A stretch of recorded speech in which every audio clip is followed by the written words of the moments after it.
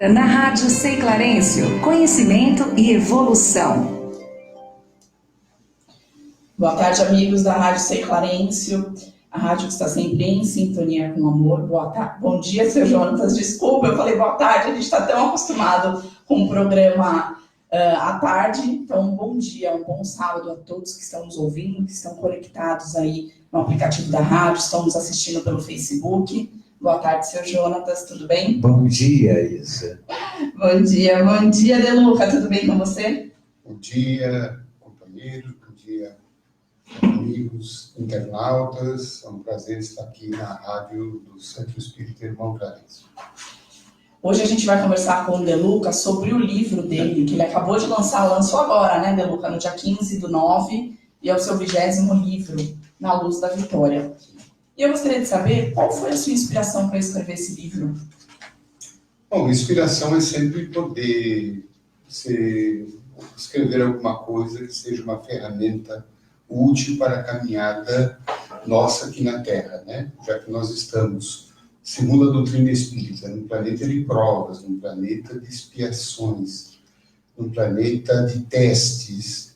Então, nós precisamos nos munir de instruções, de forças, de reflexão, de apoio, para que a gente possa superar, vencer as dificuldades, ter uma encarnação que seja vitoriosa. Com certeza. Né? O plano da nossa encarnação, quando nós viemos aqui na Terra, foi um plano para dar certo. Foi um plano para o êxito, não para o fracasso. Foi um plano para a vitória e não para a derrota. Mas analisando os ensinamentos dos bons espíritos, muitos têm voltado da reencarnação na condição de espíritos derrotados. Nós vamos ver aqui, no próprio livro, nós fazemos essa menção a alguns ensinamentos, sobretudo vindos pela mediunidade de Chico Xavier, de que grande parte das almas estão retornando perturbadas e enfermas, porque não conseguiram enfrentar as suas dificuldades diante da dor, da tempestade, da aflição. Elas não conseguiram, e aqui não está nenhuma condenação de nossa parte, mas não tiveram as forças necessárias, o instrumental necessário, a força interior, o conhecimento, muitas vezes, o próprio conhecimento espiritual, que talvez faltou a elas, para que elas pudessem suplantar e superar esses desafios. Então, o livro vem com esse propósito de oferecer alguma reflexão, alguma força, palavras de ânimo, de otimismo e, sobretudo, de compreensão do papel da dor e do sofrimento em nossa vida. Você acredita que em cada dificuldade há uma lição para o ser humano, Deluca? Ah, sim. Eu acho que isso está bem claro no livro, porque é um propósito da doutrina espírita, né? Na questão 132 do Livro dos Espíritos, Allan Kardec perguntou qual é a finalidade da encarnação. E a primeira resposta que eles deram foi a de propiciar ao espírito o seu crescimento. Então, a finalidade principal da reencarnação é o desenvolvimento do espírito. É a sua evolução, é o seu amadurecimento, é o seu crescimento na direção de Deus. É o seu desenvolvimento intelectual, mas, sobretudo, também o seu desenvolvimento moral, emocional, espiritual. E para que isso aconteça, nós reencarnamos num planeta que tem limitações. Testes, obstáculos, num planeta ainda de imperfeições, onde as coisas ainda estão para serem construídas. Porque exatamente nessas limitações e obstáculos que o homem, para superá-las, ele vai buscar recursos interiores dele, potenciais internos, talentos, que estão muitas vezes adormecidos. Jesus falou que nós somos deuses. Sim. Não é? podemos ser deuses, somos a imagem e semelhança. Imagem e semelhança de Deus. Só que esta divindade ainda, ela está em estado latente. Ela está para ser despertada. Porque, por enquanto, ela ainda é quase que adormecida. Então, quando o homem se defronta com um obstáculo, um problema, uma dor, ele tem que buscar dentro de si, não a revolta, não a queixa, né?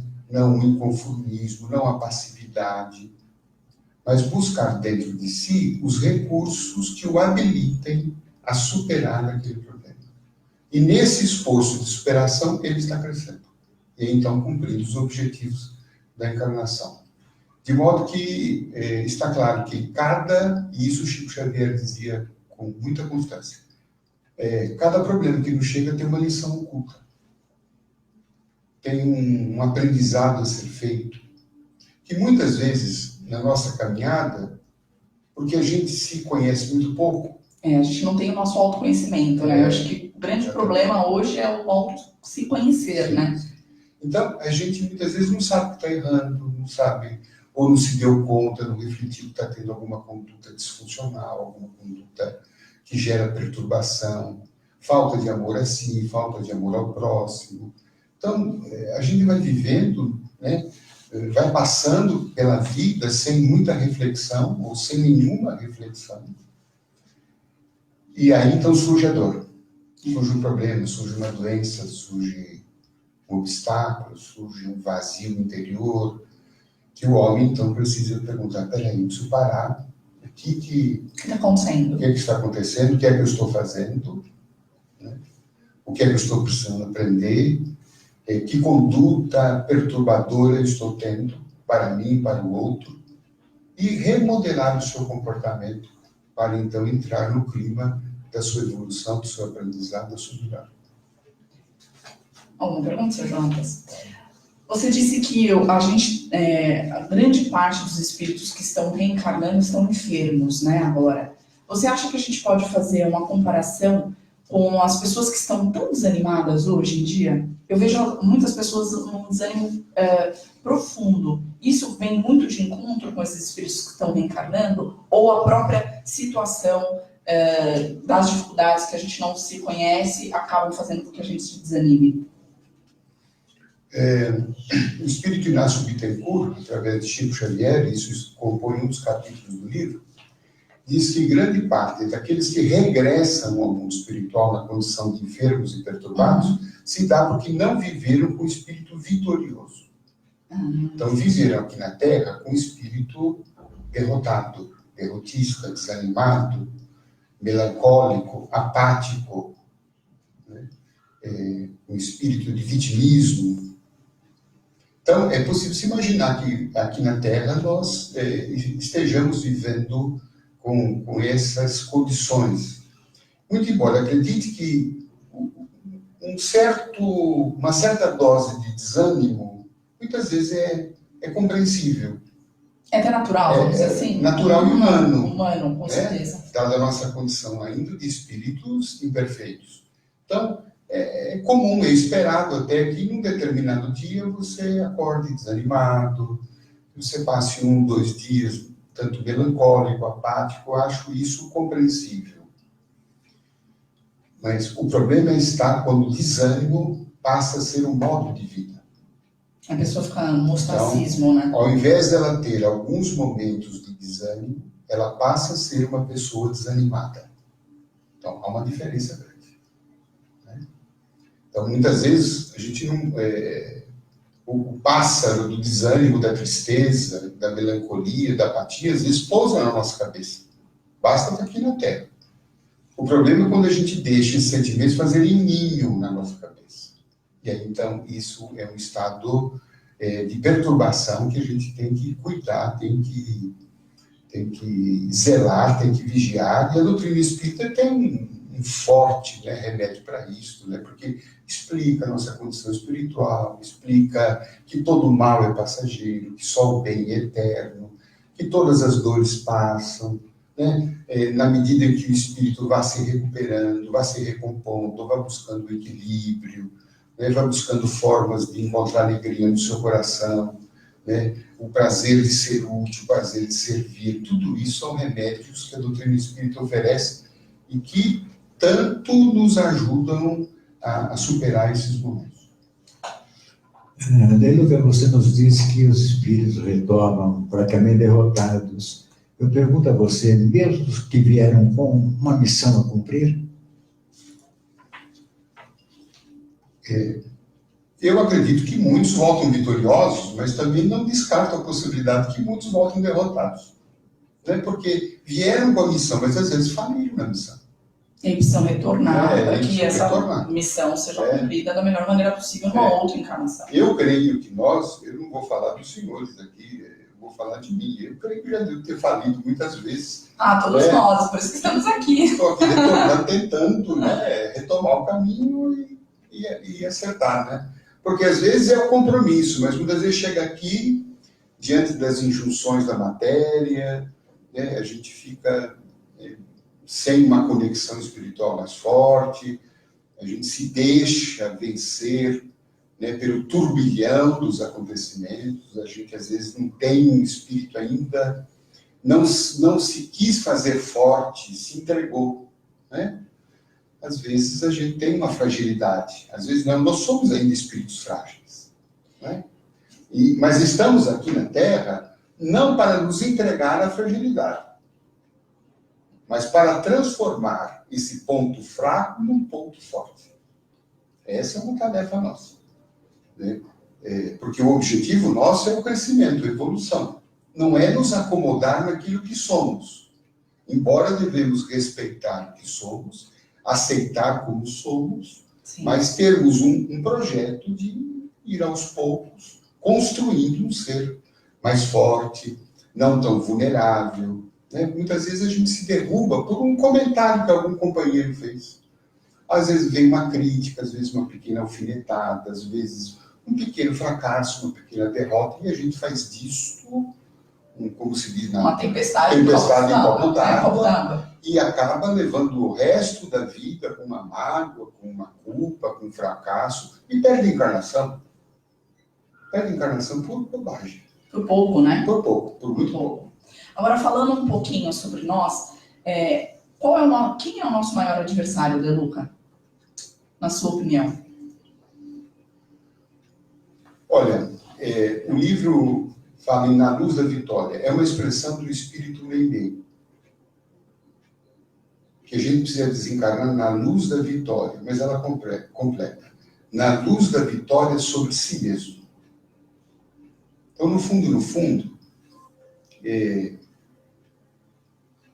talvez a grande dificuldade seja vencer a si mesmo. Acho que nós somos... O grande propósito. Nós somos então, vencer o quê? saudosos. Vencer o nosso orgulho. Com certeza. Né? Vencer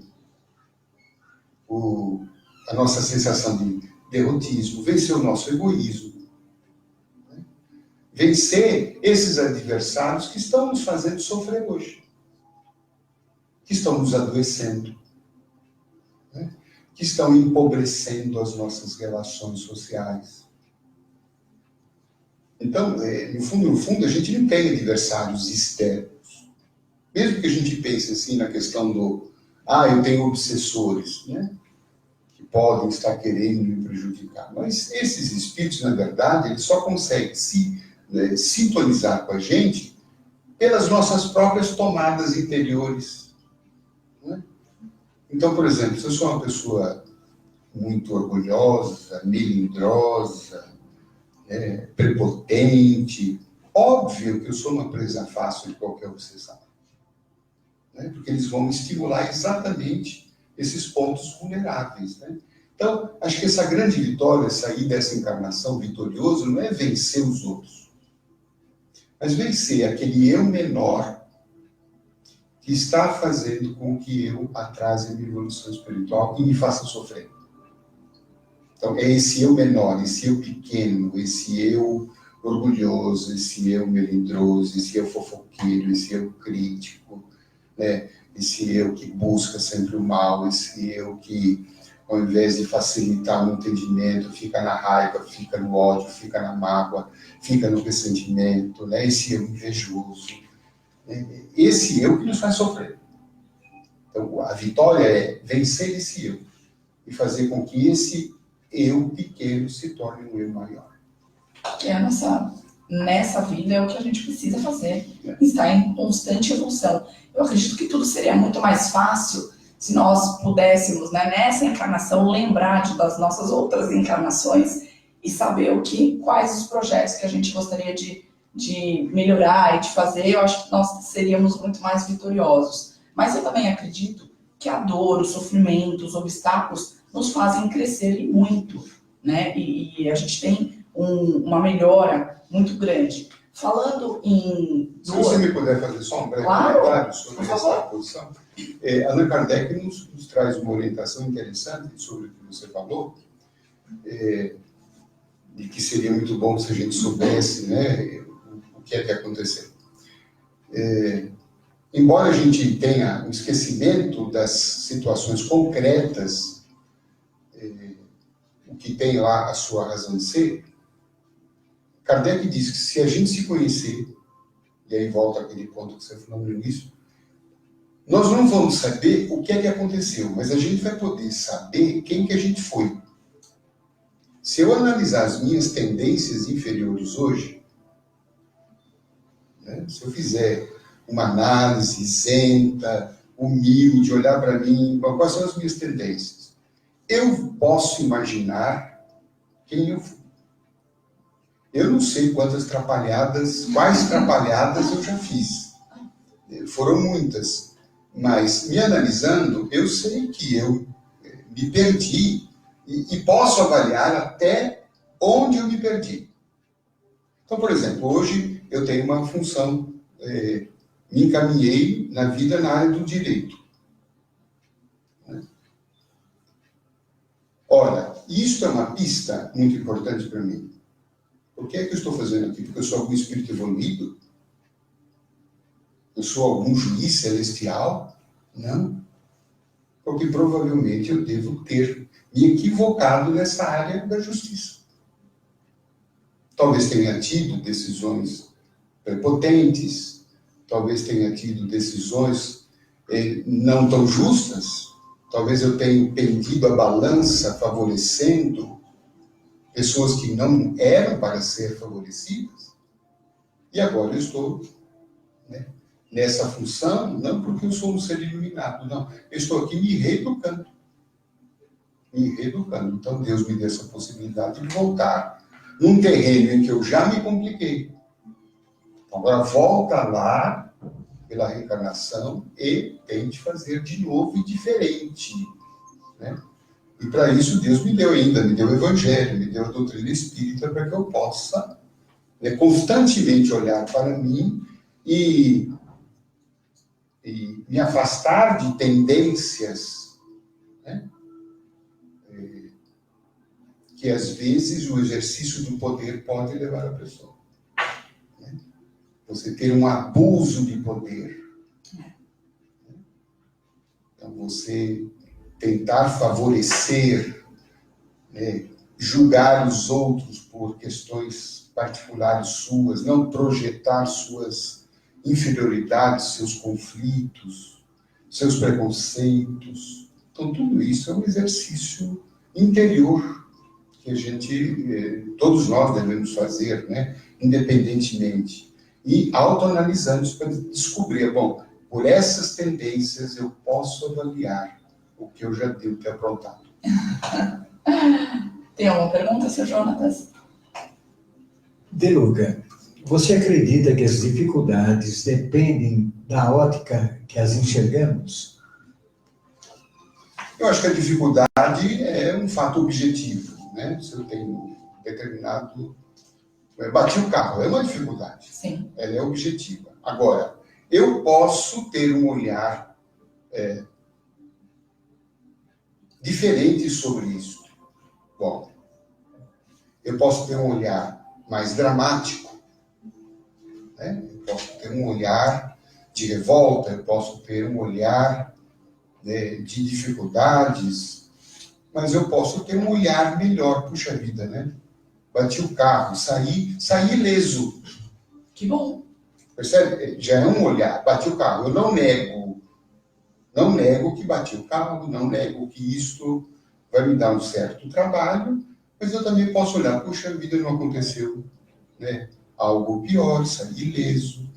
Ou, né, pode ter um prejuízo, mas eu dou conta, né, eu tenho condições de resolver, eu tenho seguro, se eu não tenho seguro, eu tenho condição de pagar. Né? E se eu também não tenho condição de pagar, eu posso continuar andando, eu tomo ônibus, eu tomo metrô, eu me viro, eu dou um jeito, a minha vida não acabou. Você tem outras alternativas. Eu tenho outras alternativas e a vida sempre segue. Então, a maneira de olhar, ela faz muita diferença no encaminhamento dos nossos problemas. Tanto é que Jesus falou assim, se teus olhos forem bons,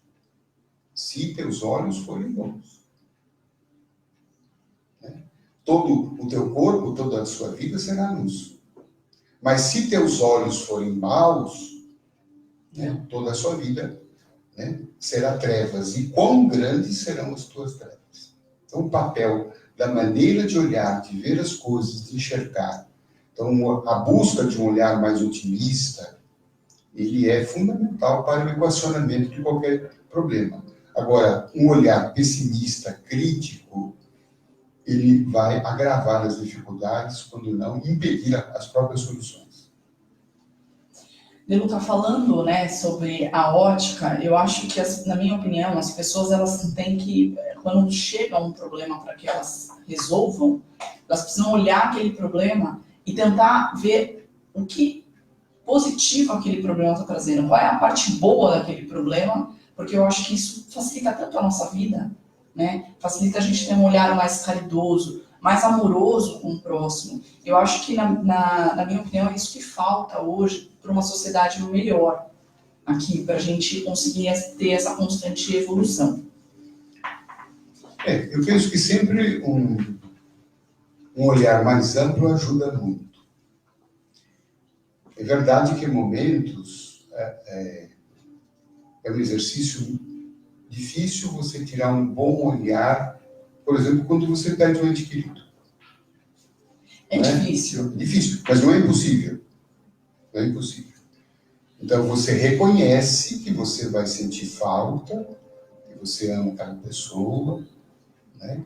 Que a separação tem uma dor. Quer dizer, esse olhar positivo não nega a dor. Ela aceita a dor, mas ela consegue ver uma perspectiva maior. E nos convida a refletir, por exemplo, né? Puxa vida, eu convivi com essa pessoa durante tantos anos. Foi tão boa a convivência. Quantas coisas boas eu tive com ela. Quantos momentos felizes eu tive. Eu sou uma pessoa privilegiada por ter convivido, por ter tido um pai desse jeito, por ter tido uma mãe que sempre me ajudou, por ter tido um companheiro, um filho. Né? E agora, esse companheiro que não morreu segue para outras experiências, né, no mundo espiritual. E quem ama, deseja ver o bem do ser amado. Com certeza. Então, isso é um lugar positivo. Agora, né, o meu amor, o meu filho, a minha mãe, o meu pai, o meu companheiro, ele está numa outra dimensão para ter outras experiências de crescimento. Vai estar ao lado também de outras pessoas que o amam. Quantas pessoas estavam ali esperando ele regressar? Quantos afetos? Quantos afins, né, que estavam ali. Exatamente, né? Então, é um olhar diferente. Não nega a sua dor, você vai chorar, mas você vai diluir essa tristeza em águas mais amplas, águas mais otimistas, e vai permitir que a pessoa possa sair dessa dificuldade com menos sofrimento. Você diz que, em seu livro, que perdão é vitória. Por que ainda é tão difícil para nós perdoar? Acho que é o mal do século, né? Eu acho que sempre. Louise Hay, que é um grande terapeuta desencarnada recentemente, ela dizia que toda vez que você ficar doente, faça uma análise interior para ver quem você precisa perdoar. Então, ela tem uma experiência muito forte da relação entre doença e os estados de não perdão. Agora, eu creio que essa dificuldade em perdoar, acho que reside em nós, no nosso orgulho, que me faz pensar que nós somos uma pessoa superior àquela que nos agrediu. No sentido que nós nunca erramos. E nunca mais erraremos. Uma ideia de perfeição e um orgulho ferido, no sentido de como aquela pessoa teve coragem de me causar algum mal, falar alguma coisa negativa ao meu respeito. Mas a dificuldade em perdoar reside exatamente nisso. Quando a gente segura, a gente guarda aquela dor, aquele ressentimento, né? Querendo que com isso talvez punir a pessoa que nos magoou. Né? Quando na verdade, quando nós guardamos, temos essa dificuldade em perdoar, quem está sendo punido somos nós mesmos. Porque Shakespeare já dizia que guardar ressentimento é a mesma coisa que tomar veneno e querer que o outro morra. Quem está tomando somos nós. Com certeza. Somos nós que estamos nos envenenando. Mas eu compreendo também que o perdão é um processo. A depender do tipo de ofensa, de mágoa, não se consegue perdoar do dia para a noite. Às vezes demoram anos, até encarnações. Né? É um processo e você não pode querer que um pai ou uma mãe que teve um filho assassinado, que ele perdoe naquele dia o assassino.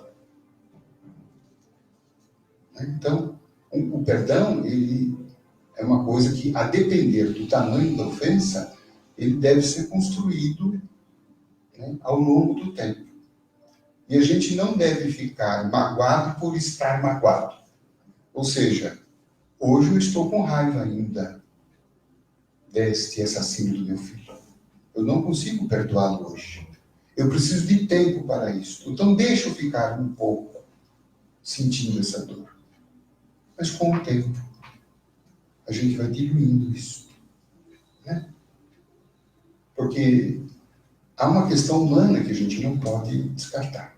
Sim. Se eu querer que uma pessoa perdoe, né, um agressor do seu filho naquele dia, né, ou no dia seguinte, eu vou estar sendo desumano com ela.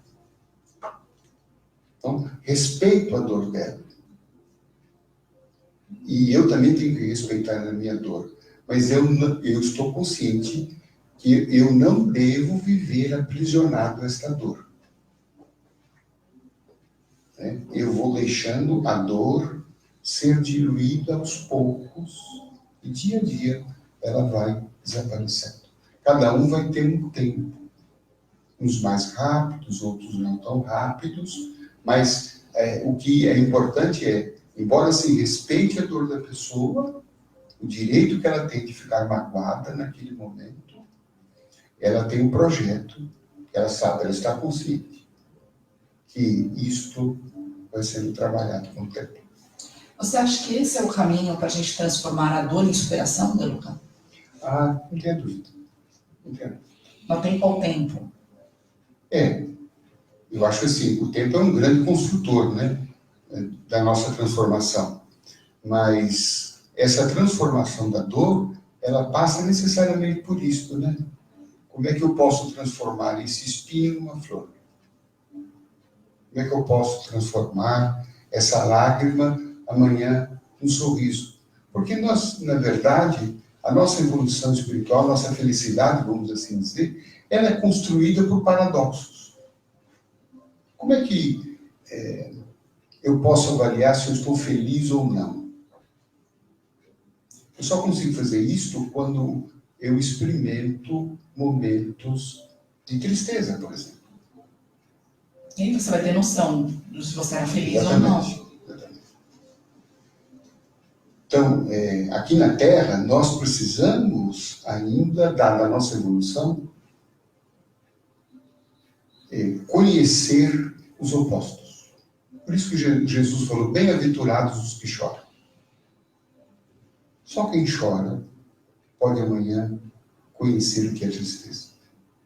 Só quem tem a dor da perda de um ente querido, amanhã vai poder valorizar as pessoas que estão ao seu lado. Só quem conhecer a enfermidade é que poderá dar melhor valor à saúde. É verdade. Não é isso? Só quem perdeu a liberdade poderá amanhã dar valor, né, quando está livre para realizar aquilo que ele pode, deseja fazer.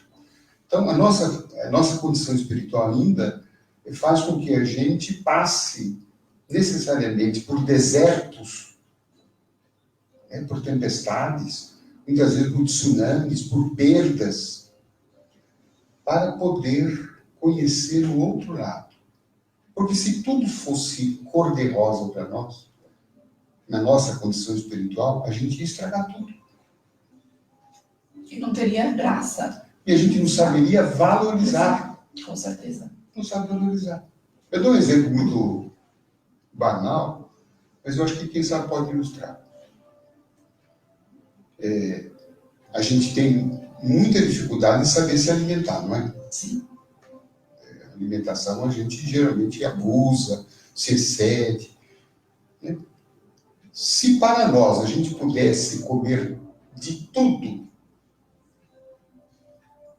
em função da nossa condição evolutiva ainda precária, né? A gente não tem muito noção de limites, né?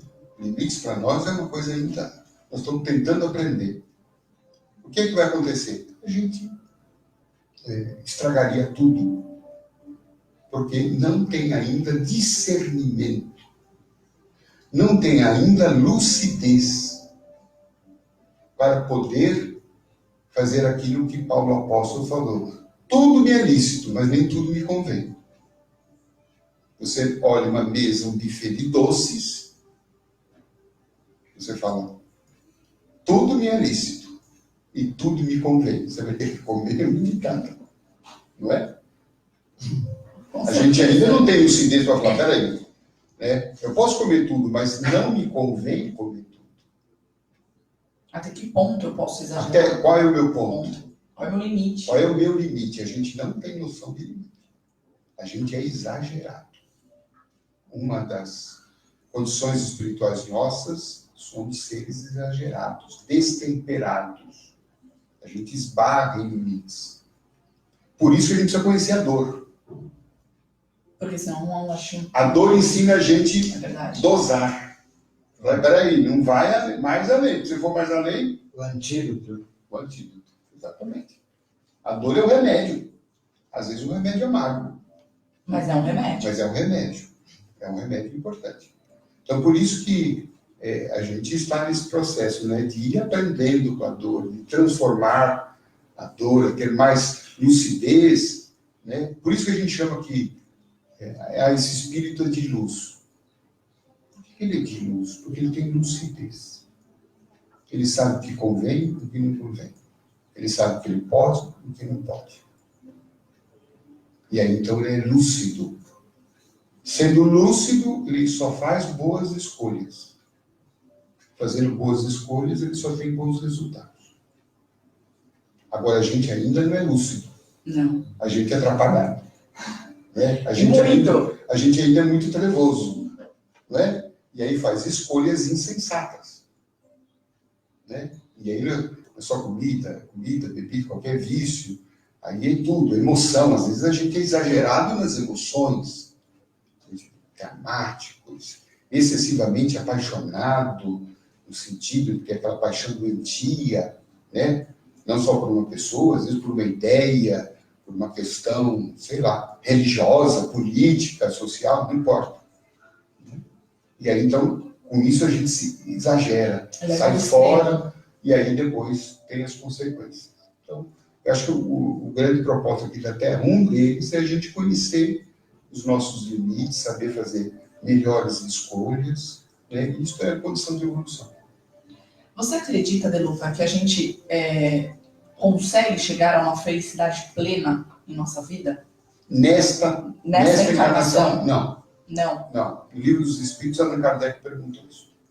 Perguntou se era possível ter uma felicidade absoluta aqui na Terra. Aliás, a pergunta é se era possível ser feliz na Terra. E a resposta dos Espíritos foi a seguinte: não uma felicidade absoluta, total, mas uma felicidade relativa, sim. Né? E por que não é possível ter uma felicidade total? Porque a gente ainda não tem evolução espiritual suficiente para ter uma felicidade total. Com felicidade total, a gente estragaria tudo. Porque a gente não tem noção de limite. Né? A gente vai para os excessos. Né? Porque a gente ainda não tem um aprendizado do oposto. Mas uma felicidade relativa, sim, os Espíritos disseram. Eu acredito até que felicidade relativa não é pouca. É muita felicidade. Então, por isso que Chico Xavier falava, né, que ele aprendeu a ser feliz sendo uma pessoa mais simples, mais leve e descomplicada. Olha que sabedoria de Chico Xavier. Felicidade é ser mais simples, mais leve e mais descomplicado. Isto dá muita felicidade. Enquanto muitas pessoas acham que ser feliz é ter tudo que elas almejam. Né? Ser feliz é ser uma pessoa rica, ser feliz é ser uma pessoa muito linda, muito bela, muito descontraída, e isso que traz felicidade. E aí vai muito de encontro que a felicidade também depende da ótica que você vê a sua felicidade. Depende do que você tem para você como ser feliz, né? Estar em estado feliz. Se felicidade for conquista de bens materiais, as pesquisas, inclusive feitas fora do âmbito religioso, pesquisas feitas em Harvard, por exemplo, chegaram à conclusão que até uma certa quantidade de bens materiais necessários a que a pessoa tenha uma vida minimamente digna, esses materiais são importantes. Para que ela tenha uma vida com a dignidade mínima possível. Ela tem o que comer, o que beber, o que vestir, onde morar. Se faltar isto, ela não vai ser feliz. Mas se ela tem isto, ela já tem um mínimo, né? E passar disto não significa que quanto mais ela tiver, mais feliz ela será. Então, as pesquisas psicológicas hoje apontam nesse sentido. Né? A questão do ter, ele vale apenas até a garantia de uma condição mínima de sobrevivência, com dignidade. Passou disso, ter mais não é sinônimo de mais felicidade. Aliás, uma pesquisa de Harvard, que nós citamos num dos nossos livros, ao contrário. Estão a demonstrar que, às vezes, quanto mais o ter, mais dificuldade a pessoa tem em administrar aquilo. Né? Aliás, no Talmud, lá do judaísmo, nós já vamos trazer uma máxima antiga, né? Quem aumenta as suas posses, aumenta as suas preocupações. Né? Quanto mais você tem, mais aí você fica preocupado. E agora? E se eu perder? Como vai ser? Né? Porque a pessoa que tem muito, um dos medos dela, que muitas vezes acaba com a felicidade, é o medo de perder. Não é? Mas, a partir daquela condição mínima, a felicidade vem nas questões do ser, nas questões interiores do espírito, da alma, né? Hoje nós temos uma sociedade muito mais evoluída, muito mais rica, com muito mais amparo tecnológico, né? Com muito mais entretenimento, com muito mais acesso à informação, mas nem por isso somos mais felizes, creio eu, do que a sociedade de 50 anos atrás, 100 anos atrás. Né? Então, hoje nós precisamos buscar essa felicidade, sobretudo, no desenvolvimento espiritual, no amar, no ser amado, né? No gostar, no servir, no ajudar, no realizar-se, né? O que é que me realiza, qual o sentido da minha vida, né? O que é que me faz bem, o que é que eu agrego à comunidade onde eu vivo, né? Qual é a minha função, quando eu partir daqui, qual é a recordação que as pessoas vão ter de mim, se é que vão ter alguma. Qual é o legado que você deixou? Isso, exatamente. Não importa se esse legado seja famoso, mas eu deixar um legado na rua onde eu moro. Com certeza. Os meus vizinhos, os meus familiares, né? Não preciso aparecer em páginas de jornal, não preciso aparecer em rede social. Eu preciso ser importante no coração das pessoas que cruzaram o meu caminho. De Luca, essa é uma pergunta que eu gostaria de fazer há muito tempo. O livre-arbítrio, De Luca, ele é usado pelos nossos irmãos espirituais ou é só coisa de encarnados? Ah, sim, os espíritos também têm livre-arbítrio, né? Quando desencarnam, uns aceitam o convite para ir para os hospitais espirituais, outros não querem, recusam, querem ficar em zonas de sofrimento. Ainda há muita parcela de livre-arbítrio também nos espíritos do outro lado do mundo. Porque esses espíritos, na verdade, né, quando são a alma dos homens que viveram aqui na Terra, né? E o fato de eu ter desencarnado, eu continuo do mesmo jeitinho. Eu ainda levo, né, algumas inclinações daqui. Todas. Todas. Levo tudo de mim. Acordo do outro lado do jeitinho que eu estava aqui. Da mesma forma que eu reencarno aqui, do jeitinho que eu estava lá. Por isso que é tão importante. Já veio com o chip todo instalado. Por isso que é tão importante a gente evoluir também lá no plano espiritual. Porque tem áreas do chip que precisam ser atualizadas, né? Nós estamos aqui na Terra para buscar uma versão atualizada e melhorada de nós mesmos. Agora, De Luca, eu percebo, né, que a gente tem muitas desilusões ainda, muitas pessoas ainda se desiludem facilmente. Você acredita que é pelo fato que a gente gera grandes expectativas sobre algo? Muitas vezes a desilusão, dizia Emmanuel, a desilusão é visível na verdade.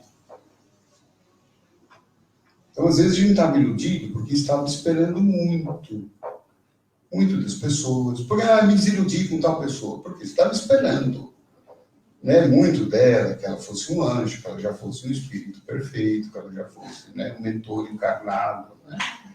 Então, o problema não é tanto com qualquer pessoa, o problema estava em relação à expectativa que nós alimentamos. Né? Eu acho, assim,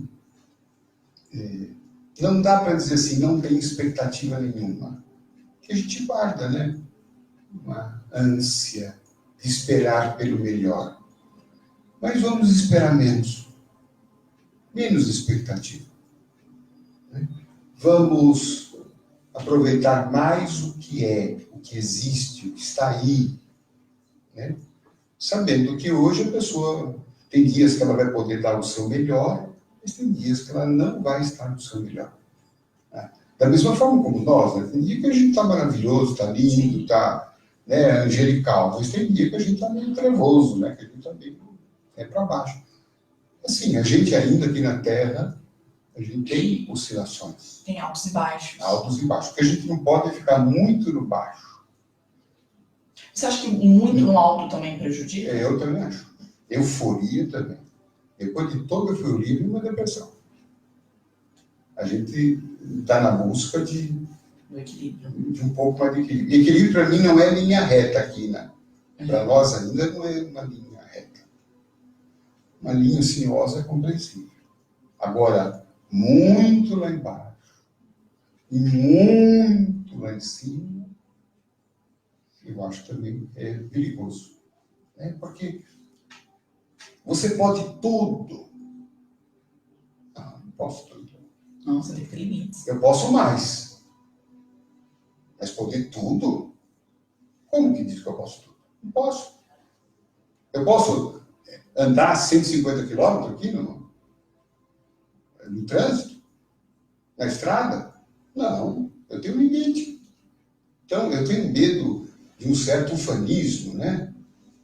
Você pode tudo, você pode mudar o mundo, calma. Menos. Menos é mais, como disse Chico. Menos é mais. Mas sim. Aquele que fala, eu posso tudo naquele que me fortalece. Tudo posso naquele que me É fortalece. uma frase de Paulo. Né? Mas quem é que me fortalece? É o Cristo. O Cristo que aceitou a cruz dele. Né? O Cristo poderia ter fugido da cruz? Poderia. Ele falou isso com Pedro. Quando ele estava prestes a ser preso, né, que o Pedro estava se rebelando, e ele falou para o Pedro, se eu quisesse, eu chamaria os anjos e me tirariam daqui.